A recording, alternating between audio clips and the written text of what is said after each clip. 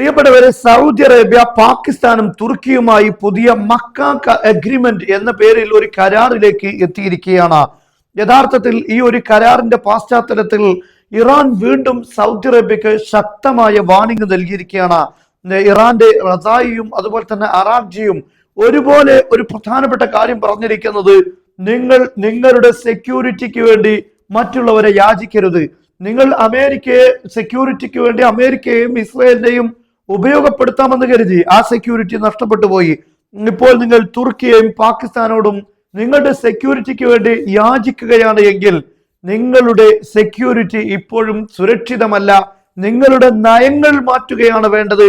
നിങ്ങൾ മറ്റുള്ളവരോട് സെക്യൂരിറ്റിക്ക് വേണ്ടി യാചിക്കുന്നതിലേറെ പ്രധാനപ്പെട്ടത് നിങ്ങളുടെ നയങ്ങൾ മാറ്റുക. മറ്റുള്ള രാഷ്ട്രങ്ങളോട് നിങ്ങളുടെ സമീപനങ്ങൾ എന്താണ് എന്ന് നിങ്ങൾ ആലോചിക്കുക. അതാണ് നിങ്ങൾ തിരുത്തേണ്ടത്. നിങ്ങളുടെ സെക്യൂരിറ്റി ആരോടും നിങ്ങൾ യാചിക്കേണ്ട കാര്യം ഇല്ല എന്ന് ഇറാൻ ഇന്ന് വളരെ വ്യക്തമായി പറഞ്ഞിരിക്കുകയാണ്. നോക്കൂ സഹോദരങ്ങളെ, സൗദി അറേബ്യയുടെ ഏറ്റവും വലിയ ശത്രു ഇസ്രായേലോ അമേരിക്കയോ യൂറോപ്പോ ആയിരുന്നില്ല. നേരെ മറിച്ച് സൗദിയുടെ ഏറ്റവും പ്രധാനപ്പെട്ട ശത്രു തുർക്കിയായിരുന്നു. അതുപോലെ തന്നെ പാകിസ്ഥാനും അതുപോലെ ഒരു ഭാഗം തന്നെയാണ്. കാരണം തുർക്കിയും പാകിസ്ഥാനും ഒക്കെ ഒരേ ആശയങ്ങളും ഒരേ കാഴ്ചപ്പാടുമുള്ള രാഷ്ട്രങ്ങളാണ്. അതേസമയം സൗദി അറേബ്യ അമേരിക്കൻ ചേരി യൂറോപ്യൻ ചേരികളുമായി പ്രവർത്തിച്ചു വന്നതാണ്. സൗദി അറേബ്യയെ സ്ഥാപിക്കുന്നത് തന്നെ അമേരിക്കൻ യൂറോപ്പിന്റെ സഹായത്തോടെയും സംരക്ഷണത്തോടെയും അവരുടെ സെക്യൂരിറ്റിയോടും കൂടെ തന്നെയാണ്. എന്നാൽ ആ രാഷ്ട്രങ്ങൾക്ക് സെക്യൂരിറ്റി നൽകാൻ എന്ന് സാധിക്കാതെ പോയോ അതോടുകൂടെ ആ രാഷ്ട്രത്തിന്റെ നിലനിൽപ്പ് ഇപ്പോൾ ഭീഷണിയായി മാറിയിരിക്കുകയാണ്.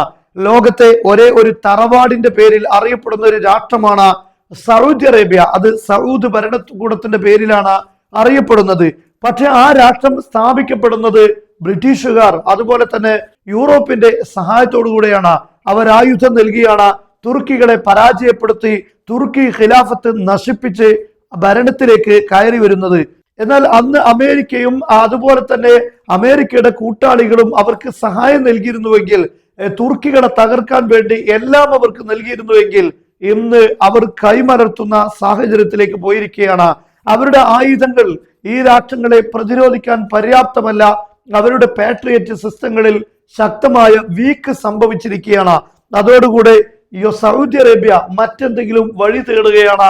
ഞങ്ങൾക്ക് സുരക്ഷയ്ക്ക് എന്തെങ്കിലും വഴിയുണ്ടോ എന്ന് അന്വേഷിക്കുകയാണ്. അപ്പോഴാണ് പഴയ ശത്രുവിനെ തന്നെ കണ്ടെത്തുന്നു തുർക്കി ഭരണകൂടത്തെ തകർത്തെറിഞ്ഞത്. തുർക്കി ഭരണകൂടത്തെ തകർത്തെറിയാൻ ബ്രിട്ടനോടും അതുപോലെ തന്നെ പാശ്ചാത്യരോടും ഒപ്പം നിന്നത് സൗദി അറേബ്യയാണ്. എന്നാൽ ഇന്ന് ആ രാഷ്ട്രത്തിന്റെ സഹായം, ആ രാഷ്ട്രത്തിന്റെ സുരക്ഷ തന്നെ വാങ്ങേണ്ടി വന്നു.